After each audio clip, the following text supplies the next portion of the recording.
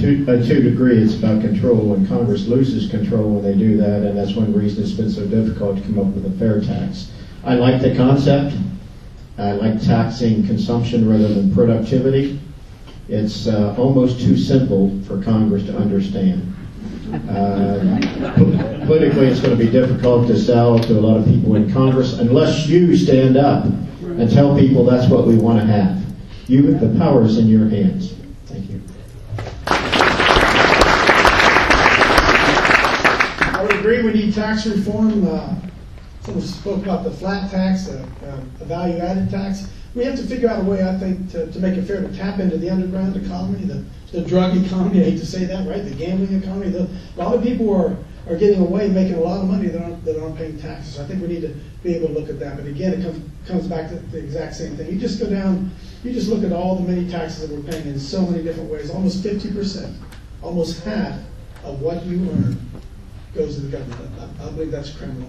And again, I don't have all the answers, but what was it, George Bush said? Read my lips. I don't know if I'm dumb enough to say that. Read my lips, go to taxes, right? But we are in dire straits, folks. We're in dire straits. We have to free up middle-class men and women to be able to raise their families. Well, like I said in the previous question, I think that we need to move towards taxing services and consumption away from taxing income and capital, because that's penalizing productivity and entrepreneurship. And to move that way, you do broaden the tax base. There's no question in my mind about that. And to do that with a broader tax base, and as long as you keep spending under control, you can have the lowest rates possible, and that's a good way to move. And I think we actually need to do that. It's going to be tough to do that. I think that people in the country are going to have to stand up and say, hey, we won't want to change this. We spend way too much money. I know in the new health care bill that just passed last week, 16,500 new IRS agents. I looked through that bill, and what amazed me about that bill was when I reasoned through it, it kept referencing the Internal Revenue Service. And you have to wonder, because we know why now, but you just think of that. All we're creating new jobs is in Washington, D.C. And that's bigger government. They didn't talk in here about incentivizing for people to get into the medical field with new docs and nurses. Now it's new federal employees.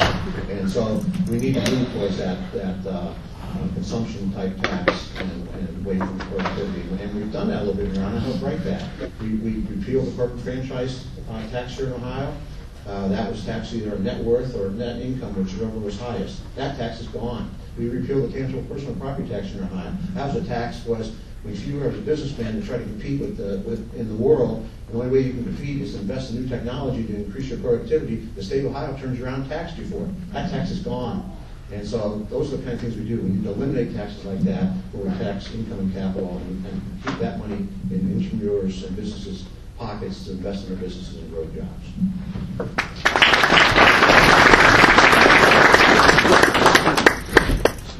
I believe that being somebody that advocates for tax reform in the United States, I believe that the fair tax is one really good possibility that needs to be taken a good look at. Of course, as has been said, it's going to be really difficult to get that done. In fact, I'm encouraging you that if you're looking to vote somebody into office to take care of that, it's probably not going to happen. It's because of your voice that someone like myself really even has a fighting chance to be elected to Congress, because you're tired of the same thing.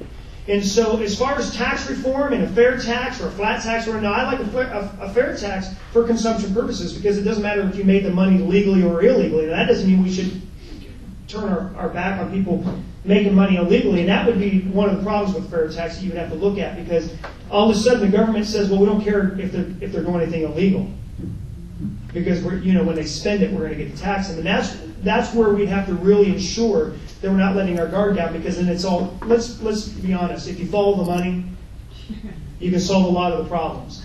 And, something like that, all of a sudden, Washington would be looking and saying, if we let all these people just get away with breaking financial laws, they make more money, we can tax them. So those are things that we have to look at. So there are problems all around it. It's not like, listen, our problems aren't just going to go away because we pass a piece of legislation, but your voice is the most important thing. If change is coming to America and you're looking to Capitol Hill for it to come, The representative there told me, Jim DeMint told me in the spring, if they're looking to us, it's not going to happen. We need the American people to do what they're doing and their voice to get louder and to not stop doing it. And so we need tax reform. How many would like to see the IRS rate decrease?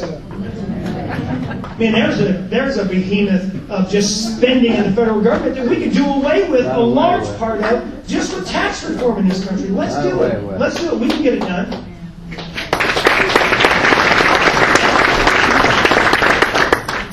Let me just clarify in case you guys don't know what the fair tax is. The fair tax is a consumption-based tax. It totally eliminates the IRS. It says when you go and buy a new product, you buy a new home, a new car, new clothing, you're going to pay that consumption tax. If you make the choice to get a used good, go to Goodwill, buy a house that's already previously been sold, buy a used car, that tax has already been paid, you're not paying that tax again. And so what a fair tax does is right now we have an income-only tax. And so that system that we have now, we're hitting that tipping balance. When you have less than 50% of the economy supporting over half of the economy, your economy is going to fail. And that's what we're reaching. And the fair tax says if you use a government service, you're going to pay into the system. The drug dealers, the illegal immigrants, everyone who lives in our economy, everyone who buys anything is paying into it. It takes the burden off of hardworking Americans like you and I, and it makes it so that it spreads to everybody who is using products within our economy. It doesn't say that what they're doing illegally is correct. It says, you know what, if you're going to live in our economy and you're going to utilize our services, you're going to pay for those. Yeah. I support the fair tax. It eliminates the IRS. It spreads the tax burden, and it makes everybody who consumes government services pay for them.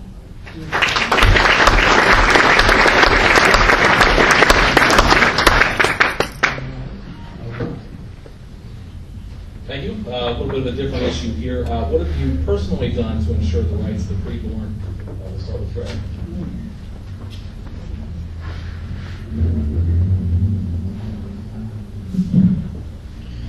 Well, I've been a strong proponent of pro-life. I've been endorsed by the pro-life groups in the last election. I've met with their people at the office. I believe in life. I've been in situations where I've seen where life is cheap and where people don't care about life. It's a shock, I can tell you, especially when you're 20 years old and you see that where people just don't care about life. The more you see that, the more you appreciate and you value life. So I've been a supporter of it. As far as what I've done personally, I've raised 3 kids. They've been very good kids, and I can tell you that when I'm in Congress, I will join those people like Jimmy Jordan to support life.